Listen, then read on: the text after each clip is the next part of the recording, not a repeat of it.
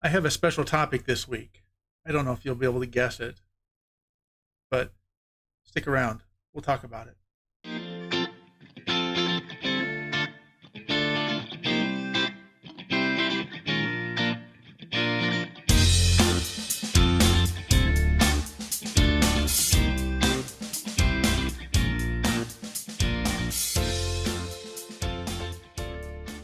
Hey there, welcome to the show. My name's Les Solgrove. This is Simply Des Moines weekly market update. And the topic this week, the message is be confident.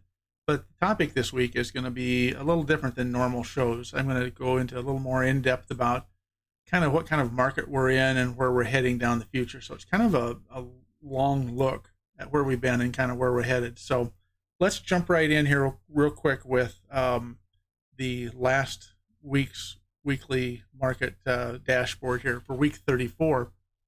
A couple things to notice here is that we're actually coming very close there. If you see months of inventory down there in the center bottom there, we're at 2.3 months of inventory for all homes.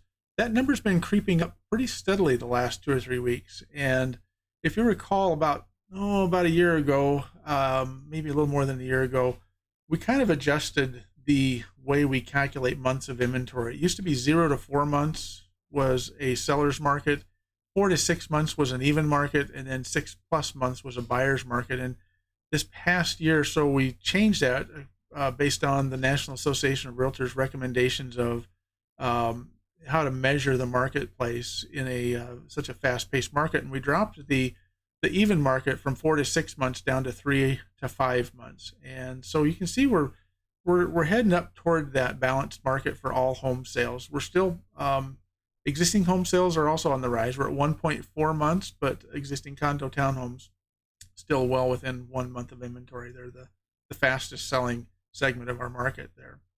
New construction has been hovering between 7 and 9 months of inventory in both condo townhomes as well as new construction. So let's just kind of keep an eye on that as we move forward, and we'll see if we actually get into a different type of a market here as we move forward. So a couple follow-ups from last week. This is new listings added each week. If you recall, we've been talking about the state fair and whether the market has slowed down as a result. I will say that we saw a little bit of a recovery this week as far as new listings added to the marketplace.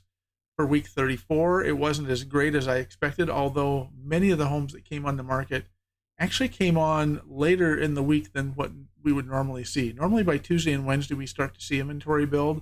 But by Friday of this week, which is always our largest inventory growth day, we had a large number of homes coming on the market. So it was almost like people were going, oh, thanks, we can get back to work. We can get our homes back on the market. And so maybe that pause is going to be over. We saw this actually an increase in listings on Saturday as well. So although it's not up to where we have been, it is at least going in the right direction. So I thought I'd bring you that. We'll revisit this one as we move down the road, unless something dramatic happens next week. If it really shoots up high, I'll probably bring it back for next week's show. But otherwise, we'll come back to visit this in future shows. The other one that we'll also kind of put on the shelf for a while here is this is the inverted market that's now not inverted. I don't know what the proper term would be.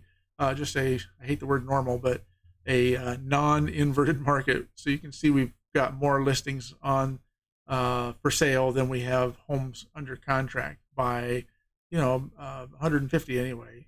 Is that right? I can't do math in my head on demand here, but anyway, 2616 homes for sale, 2467 under contract, and those numbers are starting to go away from each other, and that's going to help give this market a feeling of familiarity again. That's that word I used 2 or 3 weeks ago. It's going to feel more familiar. So all right, so here's this week's topic, and change is ahead. Changes are coming, and I think that it's a perfect segue into what we'll be talking about in my end of month article. I've got a nice article that'll come out on September 1st here later this week, and it's going to go more in depth as to the real estate cycles and how it's really kind of being affected by this kind of a market we're in. But what I want you to do is kind of sit back and understand a little bit about what is a real estate cycle here.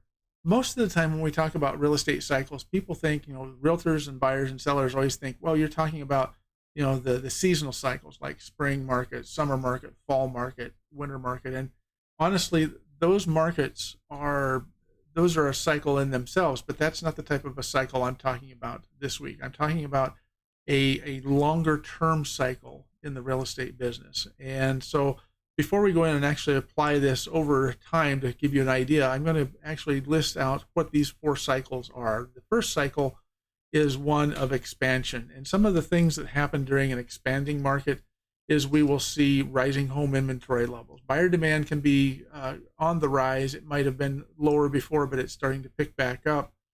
Home prices also begin to rise, and we start to see this days on market dropping a little bit. And that's a pretty telltale sign of an expanding marketplace. The next stage of a real estate cycle is the peak of the market. And a lot of people think maybe we're at the peak right now. I'm going to show you a graphic here on the next slide in a second that will kind of maybe tell you whether we're there or not.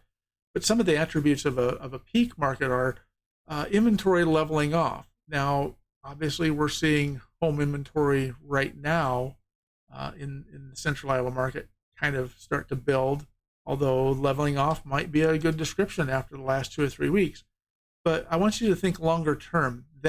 Don't confuse what's happening right now with this overall market, because the market cycle takes a longer period of time, which we'll talk about here.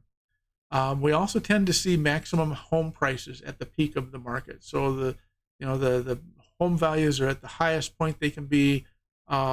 Maybe the highest priced properties are on the market and they are selling at that point in time. And also days on market is also the shortest. The third stage of the real estate cycle is the slowdown. Now, if you were to Google real estate cycle, you'll see these similar names as depicting these or describing the different cycles. And most of the time, they're going to use the word recession for this third cycle. I obviously don't like recession because we're currently in an economic one right now. I don't feel like real estate actually does have a recession. It'll have a slowdown and these other things that happen within the marketplace. But a slowdown is probably the best description that I can give you. And essentially, we're talking about decreasing inventory overall. Again, not just in the last 6 months or a year. This will be longer periods of time. Buyer home selection, has an advantage. So if you're a buyer out there, buyers have the advantage at that point of the time as opposed to the sellers. We tend to see quite a few price reductions because maybe there's more inventory out there at this stage, even though inventory is decreasing, but we tend to have more buyers that are out there looking, and they kind of at that point then have the advantage. Time on the market starts to increase a little bit as well. So, and then the last stage of this real estate cycle, stage 4, is the recovery stage, and that's where kind of things effectively bottom out. I'll have a good example of these 4 stages here in a minute, but the attributes of a recovery type of a real estate cycle is when we have the lowest inventory, buyer demand is lowest, home prices are affordable because they're not selling as fast, and time on the market is longest. It wasn't that long ago. I remember selling, 20 years ago, and 60, 90 days on the market wasn't unheard of. That was kind of a standard time frame. Guys, 60, 90 days in our market today, a lot of agents don't even understand that or can't put their head around that. So the main point I have for you is, and it kind of goes along with this be confident theme I have today, is there are opportunities in every single stage of the real estate cycle. Whether you're a buyer or a seller, you're going to have opportunities regardless. People buy and sell houses 365 days a year in all types of economies, and it's obviously some of these cycle stages benefit maybe buyers in one segment a little bit more than sellers, or sellers more than buyers, but there are still opportunities in the entire realm of this real estate cycle here. So let's take a peek at what this means when you apply it to a period of time. And this is looking back to the year 2000 through 2010. So it's effectively a 10-year cycle. And that, by the way, is kind of the most common time period of a real estate cycle. It takes about 10 years for it to go through. And nothing is in stone here, because you'll see in a second that we're not following this mold in our current real estate cycle. But in 2000, we started to see that expansion of inventory again. So that was when homes were starting to build up, inventory was starting to build up. By 2006, and some of this was pushed on by the banking industry making loans very, very affordable and attractive. And by 2006, we were pretty much at the peak of our real estate market in this particular example. By 2008, of course, we had the financial lending recession, the mortgage meltdown, whatever you want to call it. That all happened in 2008, and then by 2010 we kind of bottomed out, and that would be our recovery, or our base of our cycle. So that's kind of a standard application. Now, we don't always have a mortgage crisis. We don't always have rising mortgage interest rates or economic factors that really apply. But in that year from 2000 to 2010, that's kind of what happened there. So if we fast forward now and we look at 2010 through 2019, you can see that we were in our expansion period. It was about a 5-year period of expansion. It was a slow expansion period. By 2019, this is pre-COVID, we were well on track at that point in time to really start to peak our marketplace. In fact, had COVID not come, I would have bet the farm that we would have had a slowdown from 2019-20 and into 23, and we would probably be in a slowdown market and maybe even close to a recovery market, because you can see again that 10-year cycle on the left. Currently, we're looking at a 12-year cycle and counting from 2010 to date. And let's just go ahead and reveal the rest of this. And you can see what happened in 2020. We had this massive expansion driven by COVID-19, the worldwide pandemic just totally changed things. And that's one of the things about cycles is they're not guaranteed that they're going to go up and down and up and down. In this particular case, we hit our peak in 2019, 2020, the COVID hit, and we basically started up the expansion again, just totally bypassed the slowdown and recovery. And so that basically then asks the question, where are we at in our current stage? And I would say that we are possibly at our peak. The rest of this year is going to tell us that story. But I would say that maybe by early 2023, we might end up being at our peak market. And that's just, we'll just have to watch things as they happen. And, expect the slowdown maybe to be abbreviated after this particular cycle, just because we've all been used to such a fast-paced market. The buyer demand will probably still be there, even though it's going to act like a slowdown. And we might just pick right back up in another couple of years after 2023 and possibly combine either the slowdown and the recovery kind of in the same section there. So that's kind of what I'm seeing happening so far this year, and that's my guess, is at least at this point in time, that we may or may not be at our peak this year, but I think early 2023 we will be at the peak, at which point we will kind of start our cycle slowdown. Again, not a recession, not a downturn that's going to cause a lot of angst in the marketplace, a lot of panic buying. It's just going to be the natural cycle here. So with that said, what we're going to look forward to this fall as we move toward fall, because it seems like summer's pretty well over with the Iowa State Fair done and everybody back to school.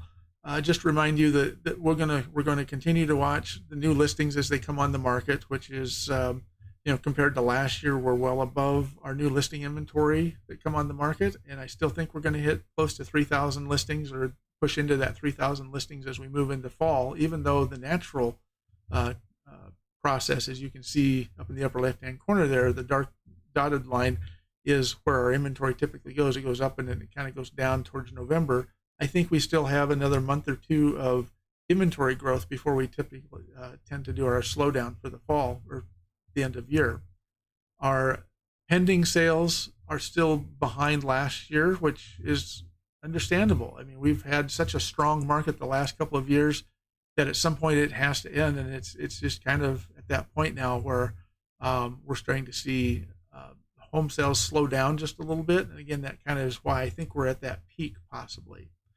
We'll continue to watch open house counts. This is one of those areas as we watch open houses. If we see an increase in open houses, especially the resale or existing home sale market, that's going to tell us that home sellers are not selling as fast, and we're having to do open houses for single family and condo townhome, the resale inventory. Of course, the new construction is still out there, and they're driving the largest amount of the open houses each week here. So we had actually 774 homes open this past week, which is a pretty good number. That's almost back to 2020 high open house high counts. So anyway, that's one of the graphics we'll watch. Obviously, we're going to be watching price reductions and increases, which have kind of flip-flopped over the last year. We're seeing way more reductions than we are increases. The back on market percentages is still staying in there around that 25%. What will mortgage interest rates do as we move towards the fall? If we have another round of spiked mortgage interest rates, is that going to slow the market down? We're already seeing mortgage interest rates start to rise this past week again, and it's very possible that we could be, in the mid sixes here, at least for a short period of time. Hopefully it's only a short period, but that's kind of the way it's looking like. We're going to see another rise of mortgage interest rates.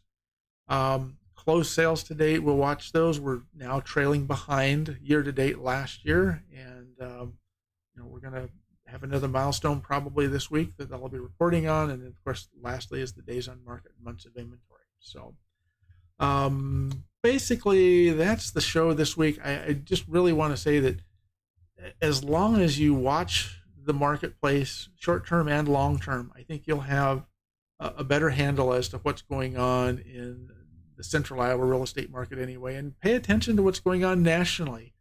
We're certainly kind of mirroring what's going on nationally. Our inventory is kind of slowing down a little bit as well, and so it is on national level. So that's it for the show this week. Thanks for joining me. I hope that everything you've heard today kind of makes sense and it wasn't too confusing. And of course, be sure and subscribe to the YouTube channel. And you can also go to Des Moines Market Values each week and get copies of the show notes. So talk to you again next week. Thanks.